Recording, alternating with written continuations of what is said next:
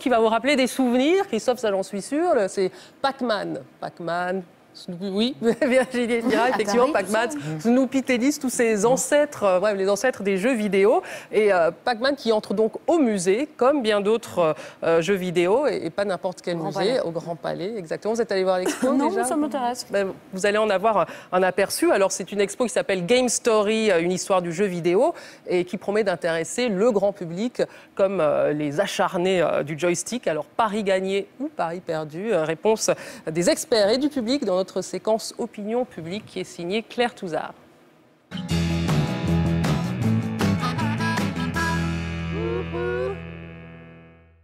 C'est la guerre. Des Amazones en short et des plombiers moustachus ont envahi notre sublime Grand Palais jusqu'au 11 janvier pour l'exposition Game Story. Évacués, couleurs primaires, marouflage et lignes de fuite, les nouveaux envahisseurs s'appellent Pixel, Joystick et Gameplay. Le jeu vidéo est là, fait sa crise de la quarantaine et exige sa place au musée, persuadé qu'un Pong vaut bien un Ming. Le Freluquet a des arguments, 30 millions d'adeptes et 90% de foyers équipés de consoles. Mais la pratique culturelle favorite des Français est-elle pour autant un art? Et si la France est un pays qui joue, quelle est l'influence de cette sous-culture dans notre culture? 4 journalistes, un professeur et 3 joueurs ont accepté une petite partie de Muséo Game dans ce panthéon numérique. Réaction, sensation, pulsation dans Opinion publique. Ça remue un peu les tripes, quoi, quand même, de retrouver tout ça. On s'est tellement éclaté avec ces jeux-là. C'est parce qu'évidemment, il y a le côté game nostalgie, même un petit peu de mélancolie, parce que c'est des machines qu'on n'avait plus vues, on avait perdu. Donc c'est incroyable, puisque contrairement au cinéma, contrairement à la musique, aujourd'hui, il est très difficile d'accéder à d'anciennes expériences de jeu. Il faut retourner dans son grenier. C'est moins les jeux en soi qui rappellent des émotions que une manette, que le bruit. Là, il y a pas mal d'écrans cathodiques. Il y a des productions dans le jeu vidéo qui sont typiquement de l'art. C'est-à-dire qu'elles véhiculent un message, des émotions. C'est pas pour ça que le jeu vidéo devient un art puisqu'il est exposé dans un grand musée.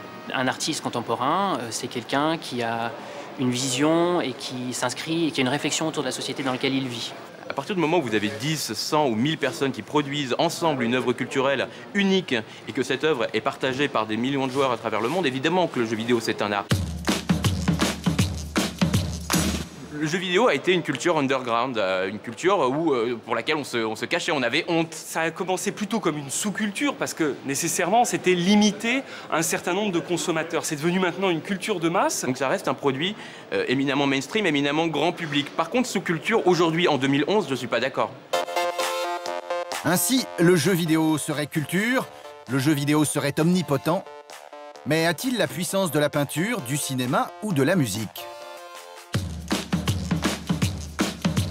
Un film, on est passif. Alors, on reçoit des émotions, etc. Mais on est passif. Alors là, le jeu vidéo, on le fait, on est dedans. Et moi, je trouve que c'est l'évasion maximum, quoi. Il y a, à mon sens, dans le cinéma, une dimension de contemplation qu'on n'a pas encore dans le jeu vidéo. Donc, de ce point de vue-là, je crois que le cinéma a encore une grande longueur d'avance. Après, s'être inspiré pendant 30 ans du cinéma, le jeu vidéo, aujourd'hui, inspire le cinéma et la nouvelle génération de réalisateurs. Rigoler dans le jeu vidéo, ça peut arriver, mais c'est souvent aux dépens du joueur, donc ça fait plutôt marrer le voisin. J'ai beaucoup ri devant des jeux vidéo. J'attends de voir le jeu vidéo qui me fera pleurer, mais... Mais il m'est arrivé vraiment de me prendre les boules parce que j'arrivais pas à faire un passage et que c'était l'enfer. Je me suis pas effondré comme une madeleine devant un jeu vidéo, mais ça m'est arrivé d'avoir un peu les larmes aux yeux, comme quand on voit Bambi qui perd sa maman. Il y a des moments dans le jeu vidéo où c'est assez triste. Mais le jour où j'ai vu Space Invader sur la première console Atari 2600, j'ai craqué, j'ai vu la lumière, j'ai dit ça c'est pour moi. Et donc c'est rentré vraiment dans ma vie. Moi je m'en inspire tellement, voilà. Par exemple, j'en porte en bijoux, ou je pourrais en porter en pull ou en chaussures. Moi je me souviens de la musique de Peter Pan, enfin de Hook sur Game Boy, et c'est génial, c'est dantesque. C'est des mélopées complètement épiques qui m'ont marqué, que j'ai toujours en tête. Pour l'utilisateur lambda, ce qui reste d'un jeu vidéo, c'est très peu de choses. Le jeu vidéo, ça ne se joue pas toujours que tout seul. Par conséquent, ce qui reste d'un jeu vidéo, je crois, c'est aussi de l'humanité, c'est pas simplement de la technologie. le pixel, la musique 8 bits. Aujourd'hui, on les revoit soit dans l'art contemporain, soit dans le cinéma, soit dans la musique. Et le jeu vidéo, aujourd'hui, fait partie intégrante des cultures contemporaines. Peut-être qu'un jour, il y aura un Space Invader au Louvre avec un cadre doré autour. Ça me plairait bien. Voilà, on entend